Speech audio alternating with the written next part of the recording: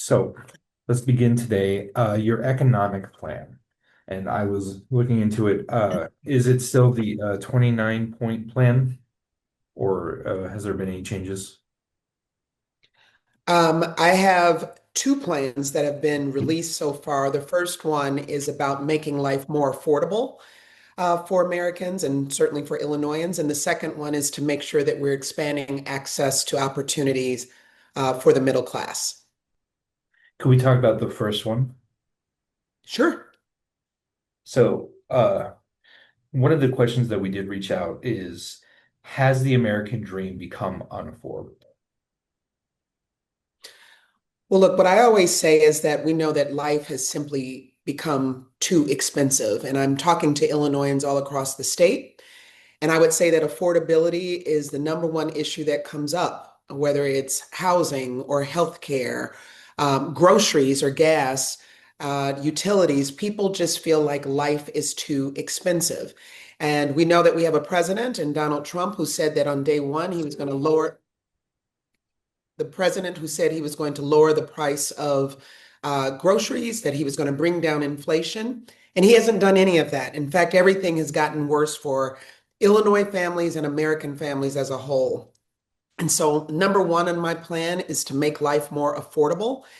We need to raise wages. We need to make sure that we are making healthcare more accessible and affordable. And we need to really give a tax break to middle class families. And we can pay for that by raising taxes on those making $1 million or more.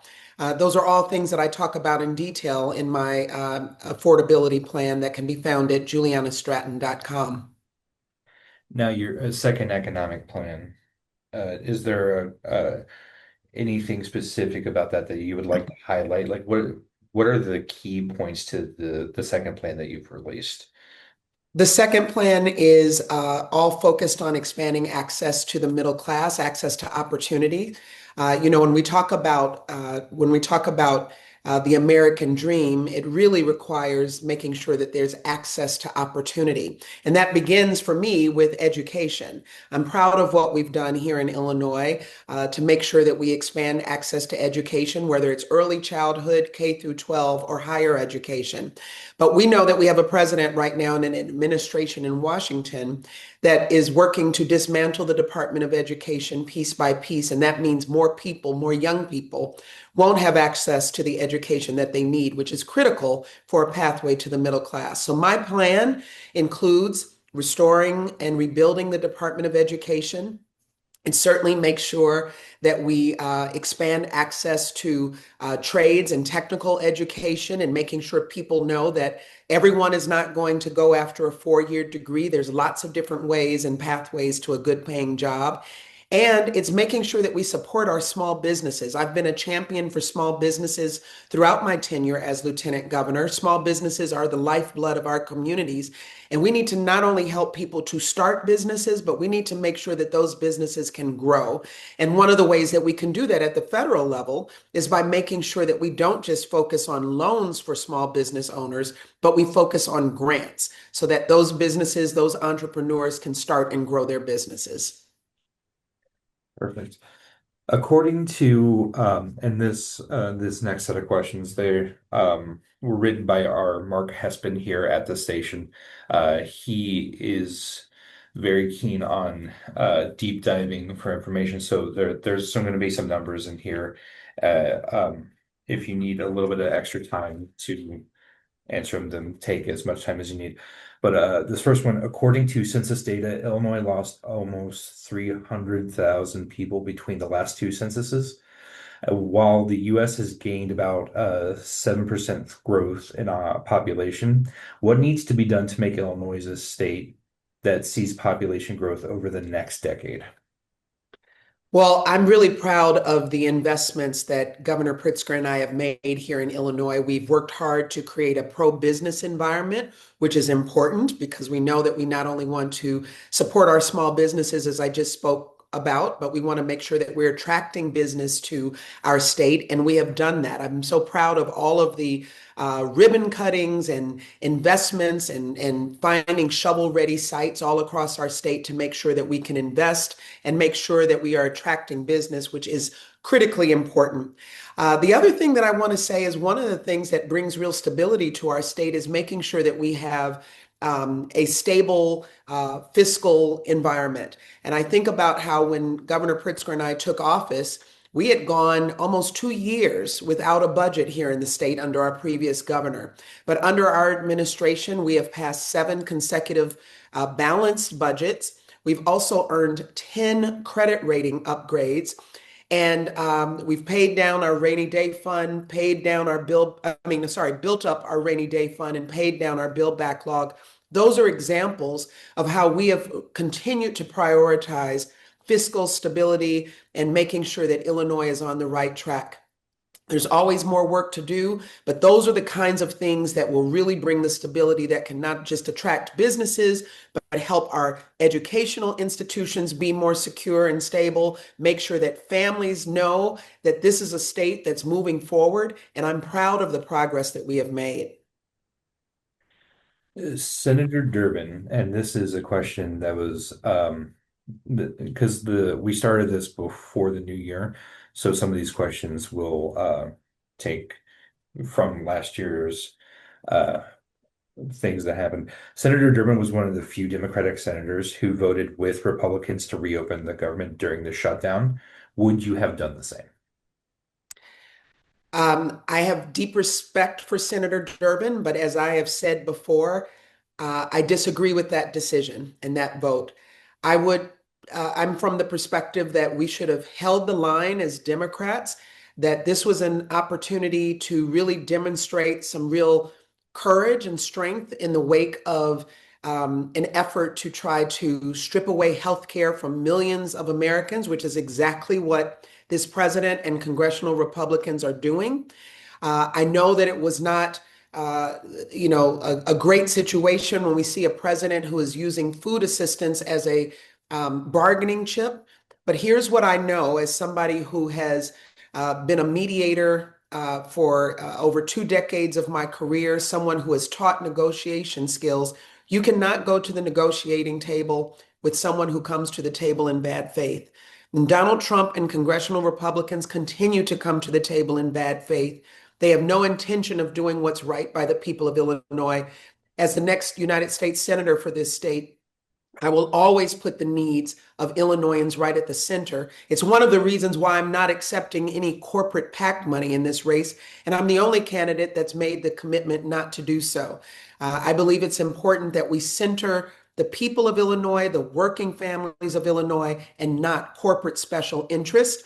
And I believe that's why I'm always going to be someone who brings the kind of fight that's needed that people are looking for and the kind of fight that people deserve.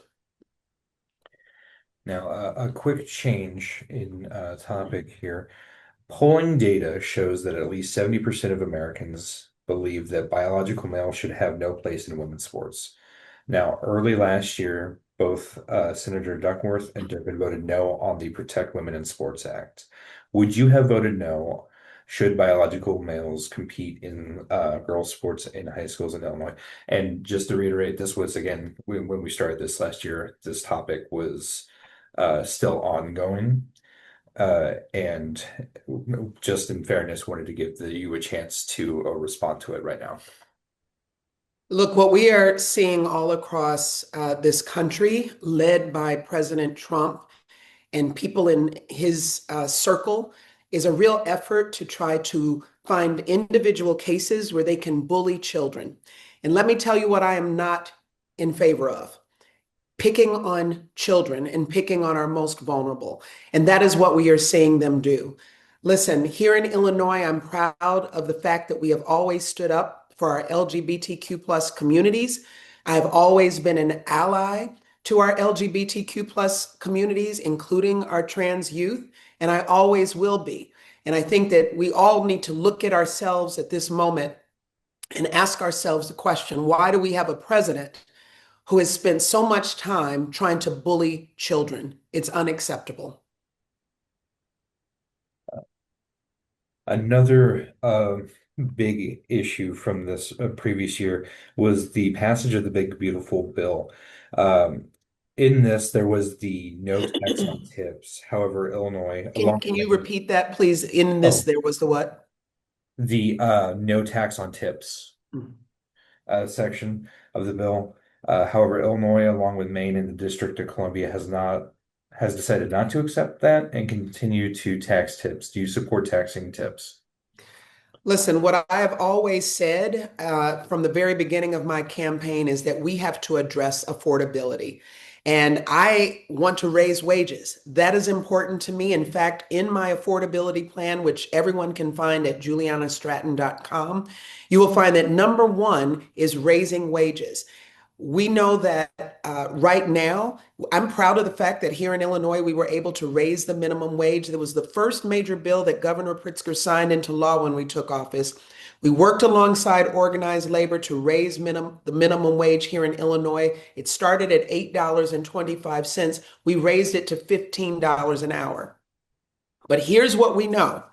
$15 an hour is $31,200 per year. And that specifically impacts women, it impacts families, people with children. And at the federal level, the federal minimum wage is only $7.25 an hour. So that's half of that. So one of the things that I want to do is I want to, first of all, raise wages. I've actually proposed raising the minimum wage at the federal level to $25 an hour because we cannot continue to have this patchwork where every single state is different. People making $30,000 a year or $15,000 a year is not enough to put food on the table, and we all know that.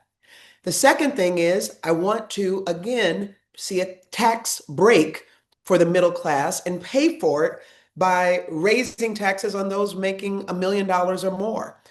We know that we are seeing Donald Trump's rampant corporate greed, skyrocketing prices, and so much that is happening that is making food, healthcare, housing, and so much more utilities just too expensive. And it's middle and working class families that are bearing the brunt of this. And so I want to see us raise taxes on those making $1 million or more and giving a tax break to our working and middle class families. That's what's going to help us to continue to not just stimulate the economy, but make sure that everyday Illinoisans can make sure that they are able to thrive.